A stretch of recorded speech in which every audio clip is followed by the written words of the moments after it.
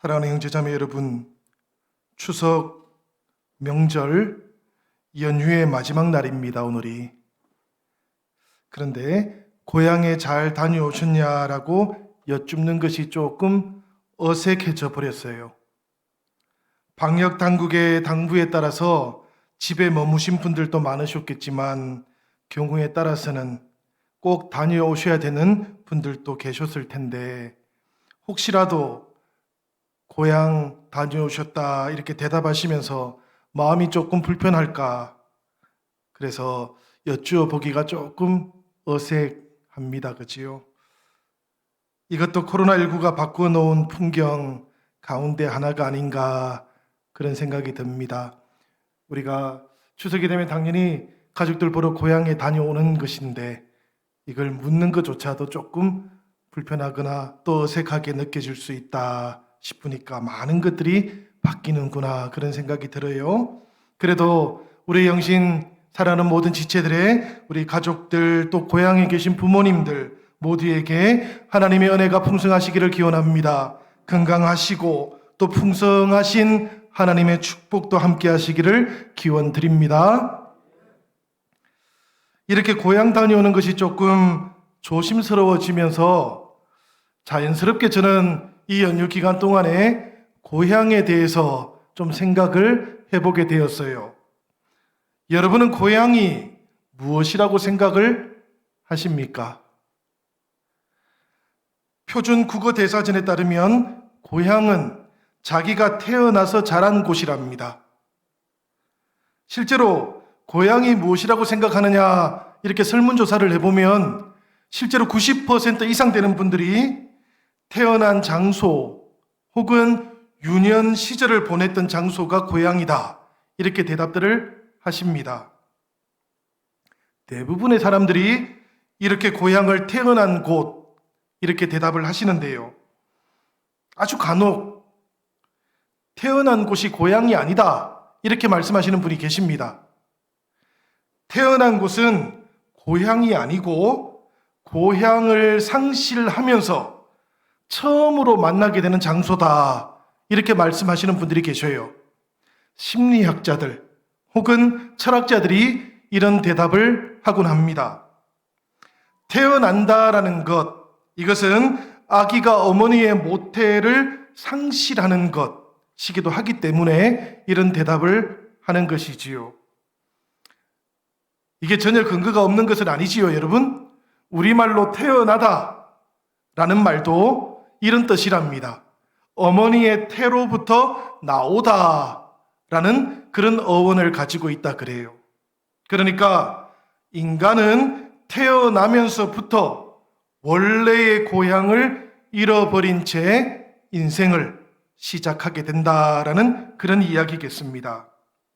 그리고 그렇게 시작된 인생을 통해서, 그 전체 인생을 통해서 사람은 결코 되돌아갈 수 없는 그 첫 번째 고향, 그것을 대신할 두 번째 고향을 형성해 가는 존재다 이렇게 이야기하기도 합니다.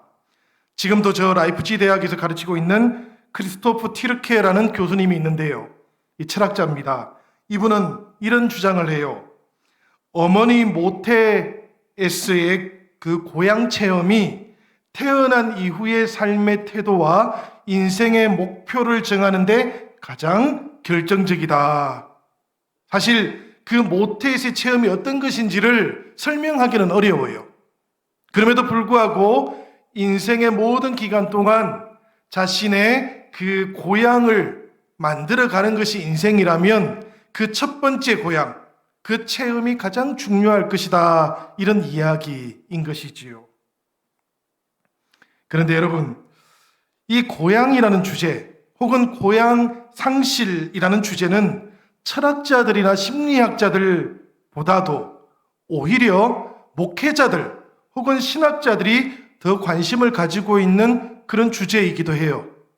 왜 그런가 하면 이 고향 상실이라는 주제를 통해서 성경이 인간에 대해서 설명하고 있기 때문에 그렇습니다. 사실 우리는 성경 가장 첫 번째 사람이 나오는 장면에서부터 낙원을 상실하고 있는 인간에 대해서 만나지 않습니까? 낙원을 상실하는 아담과 하와에 대한 이야기는 바로 고향을 상실하는 인간에 대해서 성경이 설명하고 있는 것이거든요. 또 다른 한편 잃어버린 고향을 회복하는 것, 이것은 성경이 하나님께로 돌아가는 것을 통해서 우리 인간 존재가 구원받을 수 있다, 회복될 수 있다라는 이런 이야기로 성경에 자주 나오기도 합니다. 그러니 여러분, 고향 상실이라는 주제는 신학자들, 목회자들 혹은 우리 성도들이 많이 관심을 가질 수 있는 그런 주제인 것 같아요. 오늘 우리가 봉독했던 본문 말씀 속에서 성경은 바로 이 아브라함의 고향에 대해서 조금 더 정확하게 말씀드려 본다면 아브라함의 믿음과 고향 떠남에 대해서 우리에게 말씀해 주고 있습니다. 아브라함이 고향을 떠나는 그 과정에 대해서는 우리들이 조금 알고 있지요, 그죠? 사실 이걸 너무 길게 설명하면 좀 지루해질 것 같습니다. 제가 아주 간단하게 조금 정리해 보면 이런 내용이지요. 본래 아브라함은 메소포타미아 서북쪽에 위치하고 있는 바벨론 땅의 우르라는 곳에서 데라라는 사람의 장남으로 태어났어요. 이 아브라함 아래에는 두 명의 동생이 있었습니다. 나홀이라는 사람과 하란이라는 사람이 있었고요. 이 태어난 고향에서 아브라함은 사라라는 미모의 여성과 결혼을 했습니다. 그렇지만 이 사라는 불임 여성이기도 했습니다. 기원전 15세기 고대 중동에서 불임 여성은 가문의 대를 이어주지 못하는 불행한 여인인 것이지요. 그러니까 아브라함과 사라 이 가정은 아픔이 있는 가정이라는 이야기입니다. 그리고 이 아브라함의 막내 동생이 있는데요. 하란이라는 막내 동생이 있지요. 롯의 아버지입니다. 그런데 이 하란은 고향에서 죽고 말았어요. 그런 일이 있은 다음에 아버지 데라는 이 고향을 떠나서 하란이라는 곳으로 옮겨왔습니다마는 이 하란에서 그만 데라도 죽음을 맞이하게 되었어요. 아버지 데라마저 객사한 이 하란 땅에 아브라함이 더 이상 머물 필요는 없었습니다. 그런데 그런 상황에서 갑자기 하나님께서 아브라함을 부르셨던 것이지요. 사도행전 7장 4절에 보면 스데반 집사가 이 아브라함에 대해서 설교하는데요. 바로 이 상황을 우리에게 이렇게 알려주고 있습니다. 사도행전 7장 4절이에요. 아브라함이 갈대아 사람의 땅을 떠나 하란에 거하다가 그의 아버지가 죽음에 하나님이 그를 거기서 너희 지금 사는 이 땅으로 옮기셨느니라.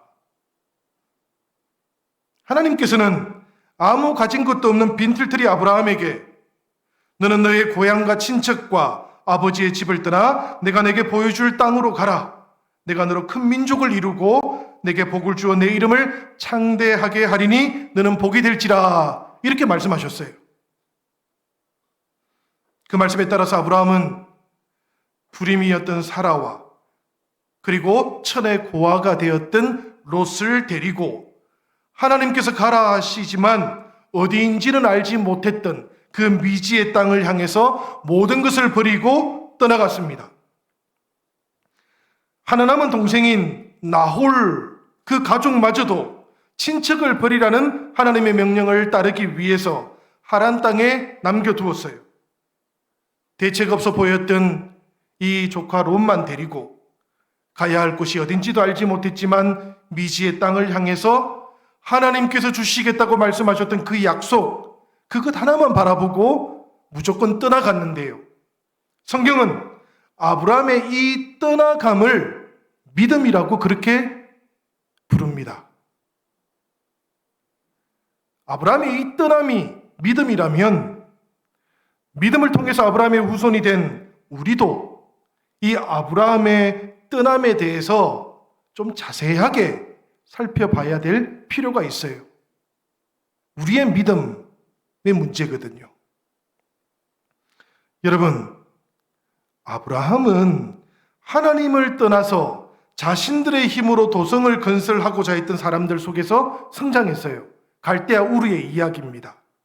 그 사람들은 벽돌을 구웠고요, 역청으로 이어 붙였습니다. 그리고는 영구히 무너지지 않을 성을 그 신할 평야 한가운데 세우려고 했어요. 그리고 그 중심에는 하늘에 닿을 만한 탑을 세워서 자신들이 절대로 흩어지지 않으려고 했습니다. 이렇게 번영해야만 온 세상에 자신들의 이름이 창대하게 될 것이었기 때문이었습니다. 그런 계획을 세웠던 거예요. 하나님이 필요하지 않은 그런 도성을 만들려고 했던 것이지요. 아버지 데라가 죽은 후에 말씀드렸던 것처럼 아브라함은 중요한 인생의 분기점에 서 있게 되었습니다. 왜 그런가 하면 하란은 아무런 연고가 없던 곳이었거든요. 이제 아버지도 그곳에서 죽음을 맞이했기 때문에 연고는 없지만 아브라함이 하란에 계속 머물거나 아니면 고향으로 돌아갈 길이 남아 있었던 것이지요.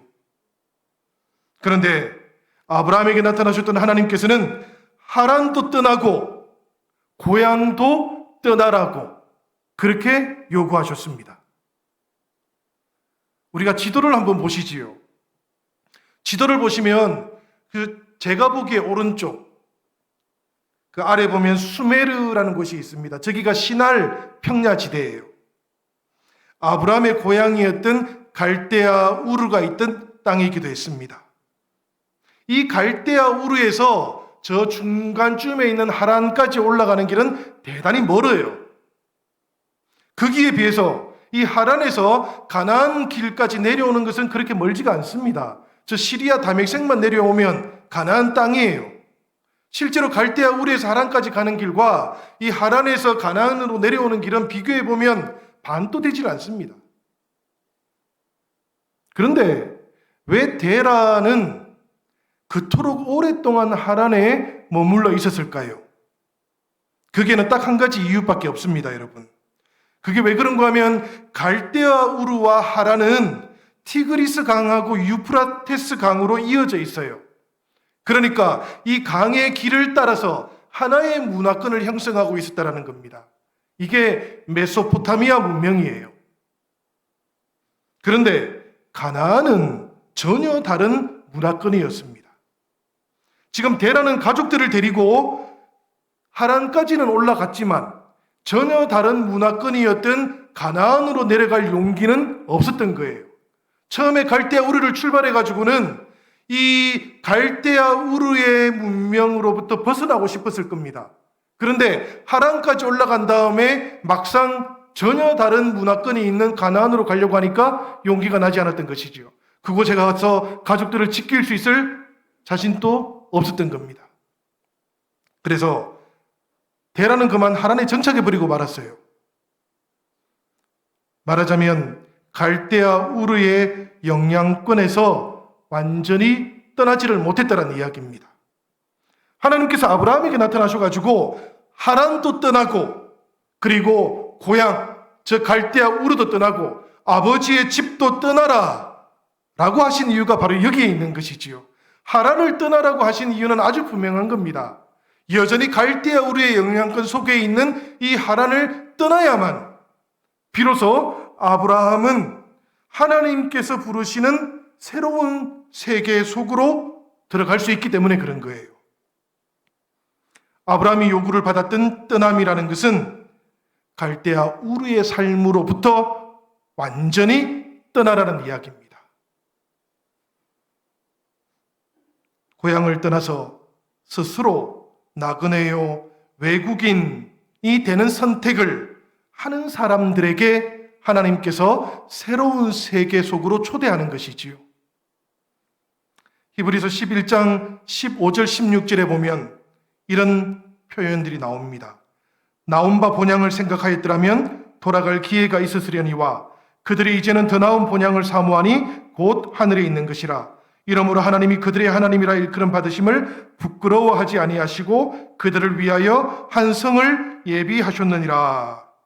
이 하나님의 도성을 본향으로 삼았기에 아브라함은 이 땅에서는 그 어느 땅에도 정착할 필요를 느끼지 못했어요. 여러분, 아브라함이 이 땅에 사는 동안 땅을 소유했을까요?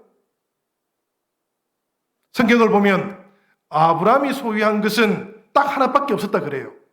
바로 막벨라 동굴이었습니다. 살아있을 때가 아니라 죽고 난 다음에 자신과 사라가 묻힐 땅이 필요했던 것이지요. 이 이야기는 무슨 이야기인가 하면 아브라함이 살아있는 동안 수많은 이동을 했지만 그 어느 곳에도 정착을 하지 않았다라는 그런 이야기입니다. 하나님께서 아브라함에게 떠날 것을 요구하시면서 약속하셨던 축복의 내용도 한번 생각을 해보십시다. 하나님께서 아브라함에게 하란을 떠나고 고향을 떠나고 아버지의 집을 떠나라 말씀하시면서 내가 너에게 이런 복을 줄 것이다 라고 했는데요. 그게 뭔가 하면 큰 민족을 이루고 복을 주어서 아브라함의 이름이 창대케 되는 것이었습니다. 그런데 여러분, 이 하나님께서 아브라함에게 주셨던 이 축복의 약속은 바로 11장에서, 창세기 11장에서 하나님 없이 스스로 도성을 짓고 하늘에 닿는 탑을 쌓아 올리려고 했던 사람들이 얻고자 했던 바로 그 복이었지 않습니까? 무슨 이야기입니까, 여러분? 결국에 성경은 하나님 없이 자기 충족적인 문명을 만들려고 했던 인간의 시도로부터 철저하게 떠나서 하나님께 돌아오는 사람에게 바로 이 축복을 주신다. 그리고 복의 근원이 되어서 다른 사람들도 복을 받게 하신다. 이것이 바로 하나님의 뜻이라는 것을 우리에게 알려주고 있는 것이지요. 여러분, 오늘 우리가 봉독했던 창세기 12장 4절을 보면 아브라함은 하나님의 이 부르심에 온전히 순종했습니다. 그러니까 모든 것을 두고 떠났더란 이야기지요. 하란을 떠나서 가나안 땅으로 들어왔어요. 그리고 세겜 땅으로 내려왔습니다. 그 땅을 아브라함의 자손들에게 주시겠다라는 하나님의 언약의 말씀을 듣고는 그곳에서 예배를 했고요. 다시 베델과 아이 그 사이에 있는 베델 동편에 장막을 쳤다 그래요. 그곳에서 다시 나타나시는 하나님 앞에 예배를 하면서 점점 더 남쪽으로 내려왔더라 라는 말씀이 9절까지의 말씀이었습니다. 이 말씀의 중요한 내용 가운데 하나는 이거예요. 아브라함은 가나안에 들어와서도 그 어느 땅에도 정착하지 않았다는 이야기입니다. 나그네로 살았다는 이야기예요. 이런 아브라함을 히브리서 11장 13절은 땅에서 외국인이요 나그네라고 그렇게 명명하였습니다. 하나님 없는 세상을 만들려는 사람들을 떠나서 하나님과 함께 사는 신앙의 모험을 선택했던 아브라함의 그 정체성을 히브리서가 이렇게 표현했던 거예요. 세상에서는 나그네요 외국인이었더라. 아브라함이 이렇게 땅에서 외국인이 되었고 나그네가 된 이유가 실향민, 그러니까 고향을 잃어버렸기 때문은 아닙니다, 여러분. 우리가 이것을 잘 알아야 돼요. 아브라함은 고향이 없는 사람이 아니었어요. 만약에 그 고향이 그리웠고 돌아가고 싶었으면 언제라도 가면 그만이었습니다. 그런데 스스로 땅에서 외국인이 된 것은 저 떠나온 고향 우르와는 다른 본향을 아브라함이 바라보고 있었기 때문이에요. 그 본향을 아브라함은 자신의 고향으로 삼았습니다. 그랬기 때문에 아브라함은 땅에서는 영원한 나그네일 수밖에 없었다라고 성경은 우리에게 말씀하고 있는 것이지요. 그런데 여러분, 이 나그네는, 이 아브라함은 비록 자신이 어디로 가야 하는지는 스스로 알 수 없었지만 누구와 가야 하는지 그리고 누구와 가고 있는지는 분명하게 알고 있었던 사람이에요. 이게 대단히 중요합니다, 여러분. 사실은 이것이 아브라함 믿음의 본질인 것이지요. 가야 할 곳을 알지 못했던 때에도 아브라함은 결코 길을 잃어버리지 않았어요. 왜 그런가 하면 함께 가야 할 분이 누구인지를 너무나 분명히 알고 있었기 때문입니다. 유대 철학자였던 에른스트 블로후라는 사람이 있는데요. 이분이 구약 성경의 모든 내용들을 이렇게 한마디로 요약을 한 적이 있었습니다. 화면을 한번 보시기를 바라요. 제가 읽어보겠습니다. 모세는 가나안 안에 있는 하나님이 아니라 하나님 안에 있는 가나안을 선포했다. 그러나 이스라엘 백성들은 가나안 안에 있는 하나님을 찾았기 때문에 그들의 순례는 실패하고 말았다. 이것이 이스라엘 전체 역사에 계속해서 적용되어지는 한마디 총괄 내용이라는 거예요. 무슨 내용인가 하면 오늘 말씀 속에 나오고 있는 아브라함의 지시할 땅 혹은 출애굽 백성들을 위해서 하나님께서 주신다고 하셨던 그 약속의 땅 가나안에 대한 말씀은, 성경 속에 나오는 그 말씀들은 단순히 땅을 찾는 이야기가 아니었다는 거예요. 지리적으로 어떤 땅을 찾는 이야기가 아니고 사실은 하나님을 찾아가는 이야기였다라는 이야기입니다. 그런데 이스라엘 백성들은 이 가나안을 지리적으로 중동의 어느 한 지역에 있는 어떤 땅이라고 생각했던 거예요. 그리고 나서 그 땅에 도착하고 나니까, 그 땅에 정착하고 나니까, 그 땅을 소유하고 나니까 그곳에서 하나님을 자꾸만 생각하는 것이지요. 이 땅에서는 나그네고 이 땅에서는 외국인으로 살아가면서 하나님과 함께 동행할 이스라엘 백성들이 정작 가나안에 들어가서 그 땅에 정착하고요, 그 땅에서 외국인이 아니라 내국인이 되어가지고 하나님을 바라보고 하나님을 찾으니까 이름은 여호와 하나님인데 내용은 가나안의 우상들이 되었다라는 그런 이야기입니다. 그래서 하나님이 아니라 땅을 얻으려고 할 때마다 이스라엘 백성들의 순례는 실패하게 되고 말았다. 이렇게 한마디로 요약을 했던 것이지요. 그런데 아브라함은 달랐다는 이야기입니다. 아브라함은 어디로 가는지도 모른 채 길을 떠났지만 항상 지시할 그 땅에 도달할 수 있었어요. 왜 그랬는가 하면 아브라함이 항상 하나님 안에 있었기 때문입니다. 항상 하나님 안에 있었고 자신이 함께 가고 있는 그분이 누구인지를 너무나 분명하게 알고 있었기 때문에 지시할 그 땅이 어디인지는 스스로 알지 못했지만 그러나 길을 잃어버리는 법이 없었던 거예요. 길 잃은 나그네가 아니라 순례자가 될 수 있었던 비결이 바로 여기에 있었다라는 이야기입니다. 사랑하는 여러분, 이것이 바로 하나님을 본향으로 삼았던 아브라함 믿음의 본질이기도 하고 비밀이기도 해요.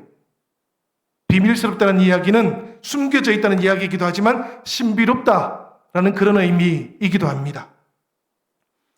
믿음을 통해서 아브라함의 후손이 되었지 않습니까? 우리들이. 그렇다면 믿는 우리에게도 이런 아브라함의 믿음이 흐르고 있어야만 될 줄로 믿습니다.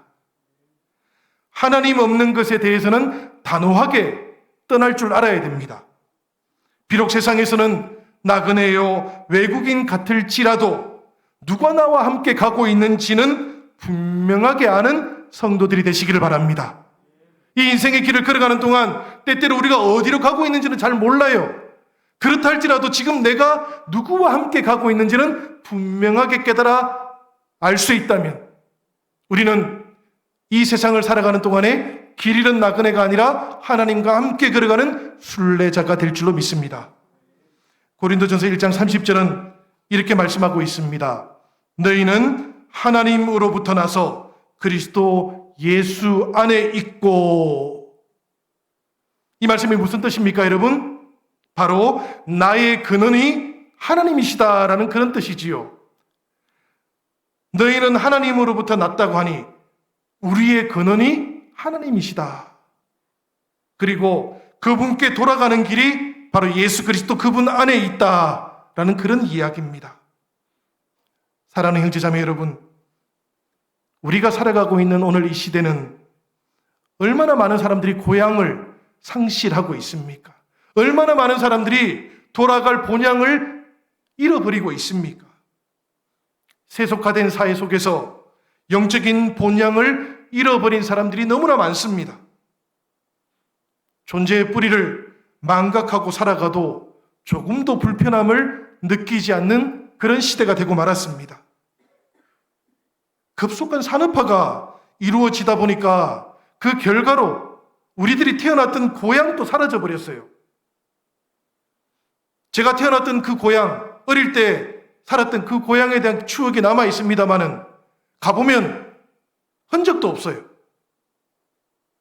우리는 영적인 본향도 잃어버렸지만 우리 인생의 고향도 지금 상실하는 중에 있는 것이지요. 이 도심 속에 나그네들이 정말 많습니다. 마음 둘 곳이 없고요. 정서적으로는 난민으로 살아가는 사람들이 너무나 많아요. 현대인들의 특징이 모빌리티라고 하지 않습니까? 이동성이라고 하지 않습니까? 얼마나 많이 이동하며 살아가는지 모릅니다. 이 코로나19로 인해서 우리가 갑자기 멈추어 서게 되고 나니까 그동안 우리가 얼마나 많이 움직이고 이동하면서 살았는지 새삼 깨닫게 돼요. 우리가 이런 삶의 방식을 만들면서 살아왔던 것이지요. 여러분, 이동이 이렇게 심하면 그만큼 뿌리가 약해지는 겁니다. 많이 이동하는데 뿌리가 약하면 존재는 불안해져요. 존재가 불안해지면 누군가 고향이 되어줄 사람을 꼭 필요로 하게 되어 있습니다. 영적인 고향도 인생의 고향도 다 잃어버릴 위기 속에서 살아가는 사람들은 반드시 뿌리를 내릴 고향을 찾게 되어 있다라는 그런 이야기입니다. 오늘 이 시대의 사람들이 신앙에 관심이 없는 것 같지요? 근원적인 뿌리가 되는 본향에 관심이 없는 것 같지요? 그러나 실제로는 사람들은 모두가 다 그 마음 깊은 곳에 공허함을 가지고 살아가고 있기도 한 겁니다, 여러분. 게다가 코로나19가 이제까지의 삶을 다 바꾸어 버리지 않습니까? 사람들은 고향을 찾게 되어 있습니다. 우리 영신교회가 위치해 있는 이 신길뉴타운 지역에도 생각해 보면 여러분, 오랫동안 이 지역을 고향 삼아서 살아오셨던 분들이 많이 떠나셔야 했지 않습니까? 그리고 새로운 이웃들이 이 지역으로 이사해 오셨고 또 오실 겁니다, 앞으로도. 저는 우리 영신교회가 이렇게 고향을 찾고 있는 사람들에게 고향 같은 교회가 되면 좋겠습니다. 고향이 되어주는 교회가 되면 참 좋겠습니다. 따뜻하고 우리 교회 오면 긴장하지 않아도 되는 그런 교회가 되면 좋겠어요. 여러분들은 교회 오실 때 아무도 긴장하지 않잖아요. 이미 여기가 집 같잖아요. 고향 같잖아요. 그죠? 그러나 처음 오시는 분은 긴장할 수 있습니다. 그지요?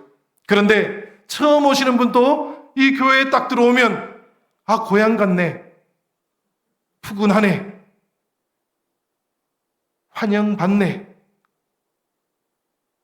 긴장하고 들었다가 어깨 힘이 쫙 풀리는 이런 교회가 되면 좋겠습니다, 여러분. 어릴 적에 보았던 정다운 사람들의 풍경이 있는 그런 교회, 우리 자녀들에게 그런 교회에 대한 추억을 우리가 이어주면 좋겠어요. 제가 우리 장로님들, 우리 권사님들 함께 이야기하다 보면 어릴 때 이야기들 참 많이 듣습니다.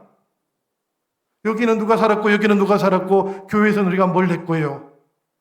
이런 추억들 우리 자녀들에게도 이어줄 수 있으면 참 좋겠습니다. 그래서 우리 아이들이 50이 되고 60이 되고 우리 권사님들 연배가 되었을 때 아이들의 기억 속에 우리 영신교회가 아름다운 추억이 있는 그런 교회로 남으면 참 좋겠습니다, 여러분.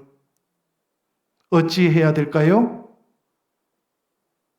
아이들에게 아름다운 기억들을 만들어줘야 되겠지요. 부모님들은 어떻게 해야 될까요? 공부하는 거 참 중요합니다, 여러분. 그렇지만 우리 아이들에게 고향 같은 교회에 대한 추억도 꼭 만들어줄 수 있으면 좋겠습니다. 이 땅에서 우리가 살아가는 동안에 때때로 우리는 불확실함을 경험하게 되어 있어요. 흔들리는 그런 체험들을 할 때가 있어요, 여러분. 이런 불확실함과 당혹스러움은 참된 본향을 회복할 때만 사라지게 되어 있습니다. 그래서 저는 우리 이웃들과 우리 영신성도들 가운데 바로 이렇게 고향이 되어주는 교회, 고향 같은 교회, 우리 영신교회를 통해서 하나님의 본향을 만나는 그런 은혜가 우리 안에서 이루어지기를 꼭 부탁을 드립니다. 창립 65주년을 맞은 오늘 우리가 다시 한번 우리 안에서 이렇게 하나님의 본향이 이곳에서 체험될 수 있습니다. 경험될 수 있습니다. 라고 그렇게 우리를 소개하는 그런 은혜가 저와 여러분들 모두에게 함께하기를 주님의 이름으로 축원합니다.